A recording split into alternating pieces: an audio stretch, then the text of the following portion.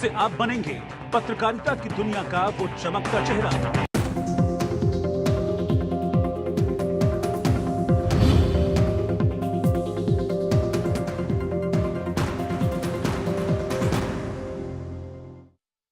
कला, संस्कृति, धर्म, साहित्य, संगीत और आस्था का सबसे बड़ा केंद्र इस समय निरूपित हो चुका है हमारा उज्जैन।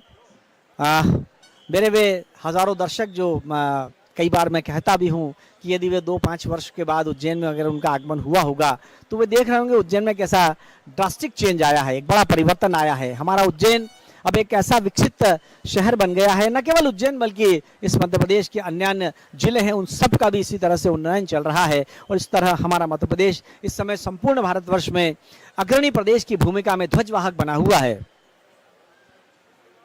विकसित भारत के और समृद्ध प्रदेश की उस संकल्पना को साकार करते हुए हमारे प्रदेश के यशस्वी मुख्यमंत्री माननीय डॉक्टर मोहन यादव जी की उस संकल्पशीलता अब धीरे धीरे ठोस भाव में परिणित होती जा रही है। और उसका परिणाम है कि जितने भी ग्लोबल मीट इस समय हो रहे हैं और इस समय जो इन्वेस्टर मीट्स हो रहे हैं उनके बहुत ही अच्छे परिणाम परिलक्षित हो रहे हैं। और सबसे बड़ी बात कि उज्जैन और ये हमारा मध्य प्रदेश इस समय वैश्विक पटल पर अपना स्थान बना चुका है। ये बहुत बड़ी बात होती है और इसका पूरा श्रेय जाता है हमारे प्रदेश के लाडले मुख्यमंत्री माननीय डॉक्टर मोहन यादव जी को, जिनका नेतृत्व और जिनका विजनरी भाव इस तरह है कि अधोसंरचनाओं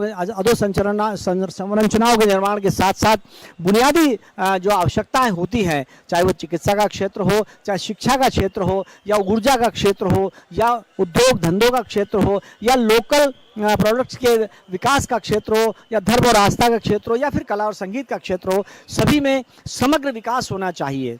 और उस भाव को हमारे माननीय मुख्यमंत्री महोदय की मंशा के अनुरूप प्रदेश की सरकार के साथ साथ प्रदेश की जनता भी उनके साथ साथ इस कार्य में भरपूर सहयोग प्रदान कर रही है। उज्जैन एक विकसित शहर हो चुका है जहां की रास्तों का भूमि निर्माण, भूमि चौराहों का निर्माण, मंदिरों का पुनर्निर्माण और कई प्रक्रियाएं ऐसी चल रही, क्योंकि आपसे ठीक 2 साल के बाद या कहूँ कि 2.25 साल के बाद दुनिया का सबसे बड़ा आध्यात्म का मेला जो लगने वाला है, समागम जो होने वाला है, वो है अलौकिक सिंहस्थ 2028। वो महासंगम जिसमें मतलब ये माना जाता है कि ये दुनिया का सबसे बड़ा भारतीय सनातन संस्कृति का महासंगम होगा, जिसमें लगभग 50 करोड़ श्रद्धालुओं के आने की संभावना व्यक्त की जा रही है। और उसके लिए हमारा उज्जैन पूरी तरह तैयार है। इस समय स्क्रीन पर आप देख रहे हैं संभागायुक्त और सिंहस्थ मेला अधिकारी माननीय डॉक्टर आशीष सिंह साहब, और उन्हीं के साथ दिखाई दे रहे हैं कलेक्टर उज्जैन श्री रोशन कुमार सिंह जी। ये गर्भगृह का दृश्य जहां आरती प्रदान की जा रही है। सभी आला अधिकारीगण संभाग के और जिले के इस समय यहाँ पर दिखाई दे रहे हैं।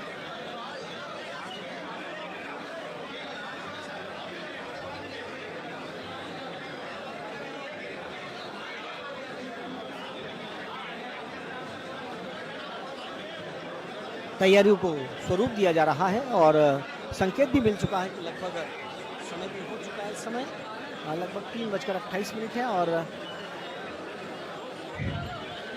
जो एक निश्चित स्थान है जहां पर विग्रह पर आज मैं अपने दर्शकों को बता दूं कि महाराज इस समय श्री महाकालेश्वर महाराज चंद्रमौलेश्वर स्वरूप में पालकी में विराजेंगे और हाथी पर मनमहेश के स्वरूप में उनका विग्रह होगा। और ये एक परंपरा है कि जब प्रथम सवारी होती है तो केवल पालकी निकलती है, उसके बाद एक एक करके घटाटोप बढ़ते जाते हैं। तो आज 2 विग्रह होंगे, एक चंद्रमौलेश्वर स्वरूप में जो पालकी में विराजित होंगे और मान महेश जो हाथी पर सवार होकर आज नगर भवन के लिए निकलेंगे। चौबदार इस समय दिखाई दे रहे हैं। ये भी एक परंपरा है, क्योंकि चौबदार उद्घोषणा करते हुए चलते हैं कि सभी लोग सुन लें, त्रिलोकीनाथ राजाधिराज अखंड मंडलाकार महाकालेश्वर महाराज का आगमन हो रहा है। जिस तरह राजा जब तक महलों में रहता है तब तक वो राजा रहता है, लेकिन राजा जब प्रजाजनों का हाल जानने के लिए नगर भ्रमण करते हैं तो ऐसे राजा को भी प्रजा ईश्वर मान लेती है। कमोबेश ये लोकतंत्र का बहुत बड़ा संकेत है और ये इस बात का भी प्रतीक है कि राजा जो जन भावना को समझे, जन से मिले, जनता से मिले।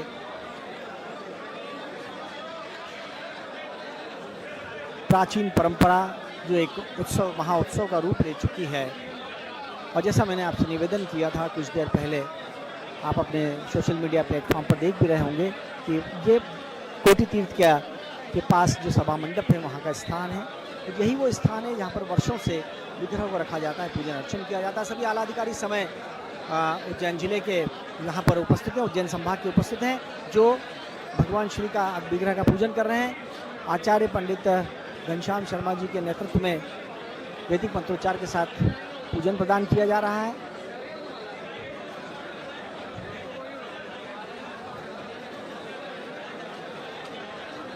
आकर्षक श्रृंगार, ये गर्भगृह का दृश्य जहाँ पर भगवान भोलेनाथ का भांग से श्रृंगार किया जा रहा है। इस समय सवारी का मार्ग इस समय दिखाई जा रहा है। उस समय भू अलंकरण किया गया, रंगोली का निर्माण किया गया। पुनः एक बार गर्भगृह का दृश्य जहाँ पर भगवान श्री महाकालेश्वर महाराज का विशेष श्रृंगार आज किया गया है, क्योंकि आज श्रावण जिसे कहना चाहिए कि सोम प्रदोष भी है। गुरुजी बता रहे हैं आज यहाँ कल एकादशी थी, कांदा एकादशी थी कल, और आज सोम प्रदोष है।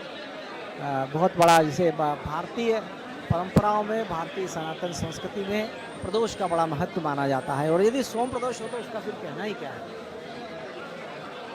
हाँ, श्रावण में चंद्र चंद्र चंद्र। हाँ, और एक ये भी संकेत है कि जब संकट कहीं भी आए उसे शिव की तरह ग्रहण करना चाहिए, जिससे सृष्टि के निर्माण में सहयोग दिया जा सकता है।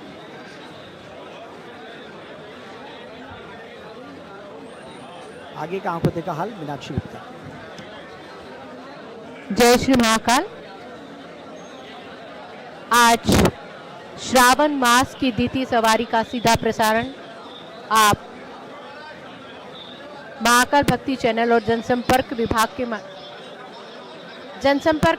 के माध्यम से आज बाबा महाकाल के इस द्वितीय सवारी का सीधा प्रसारण घर बैठकर आप लाभ ले रहे हैं, चरणों में समर्पित करते हुए दिखाई दे रहे हैं। आज जो सभा मंडप है वहां से बाहर की ओर आती हुई सीढ़ियों का ये रास्ता, जहां बाईं ओर सपनेश्वर महादेव हैं और दाईं ओर ओंकार महाराज विराजित हैं। बहुत ही एहतियात के साथ पालकी को ऊपर लाया जा रहा है और बहुत ही उल्लास, बहुत ही भक्ति का भाव, श्रद्धा का एक समंदर वहां पर दिखाई दे रहा है, सागर दिखाई दे रहा है।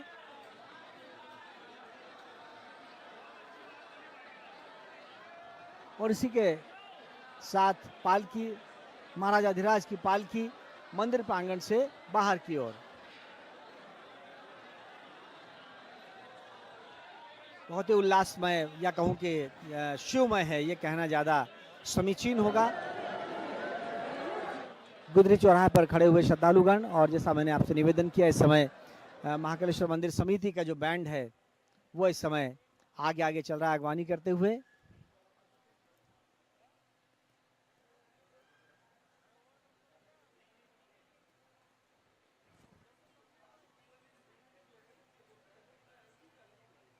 कुछ लोक कलाकारों का दल जो अपनी कला को प्रस्तुत करता हुआ, जैसा मैंने कहा कि पहली जो सवारी थी वो वैदिक थीम पर थी, जहां 1100 बटकों ने वैदिक मंत्रोच्चार के साथ भगवान शिव का पूजन अर्चन किया था। ये जो दूसरी सवारी है यह लोक नृत्य आधारित है, और जहां विभिन्न जनजातियों के लोक नृत्यों के माध्यम से भगवान शिव की अगवानी की जा रही है। इस प्रकार जो 6 सवारियां 2026 की है श्रावण भादो मास की, उन्हें अलग अलग थीम पर डिज़ाइन किया गया है। ये एक संकल्पना जिला प्रशासन की थी, और ये एक भाव जो था जिसे इसको प्रणीत किया है प्रदेश के संस्कृति वत्सल मुख्यमंत्री माननीय डॉक्टर मोहन यादव जी ने, कि देश और दुनिया की जो कलाएँ हैं, जो धर्म आस्था के आख्यान हैं, उन सबको भी सवारी में समाहित किया जाना चाहिए। और मैं आपको निवेदन करता हूँ, जितने श्रद्धालु हम इस समय हमें सोशल मीडिया प्लेटफॉर्म पर देख रहे हैं, कि आज वो जो भाव है माननीय मुख्यमंत्री महोदय का, वो मूर्त रूप ले चुका है। और इसी तरह प्रत्येक सोमवार को अलग अलग थीम पर सवारी डिजाइन की जा रही है। कड़ाबीन के धमाके और ये बाहर घोषणा कि मंदिर के बाहर अब पालकी आ रही है। प्राचीन परंपरा है संकेत प्रदान करने की, या कहें कि ये एक संचार माध्यम था प्राचीन काल में। जब राजाधिराज पालकी में विराजित होकर निकलते थे तो कड़ाबीन के धमाकों के माध्यम से सूचना दी जाती थी और जनता जनार्दन जो होती थी, प्रजा जो होती थी, उसे संकेत मिल जाता था कि हमारे जो राजाधिराज हैं उनका आगमन होने वाला है। कमोबेश वो एक प्रतीक स्वरूप उसी भाव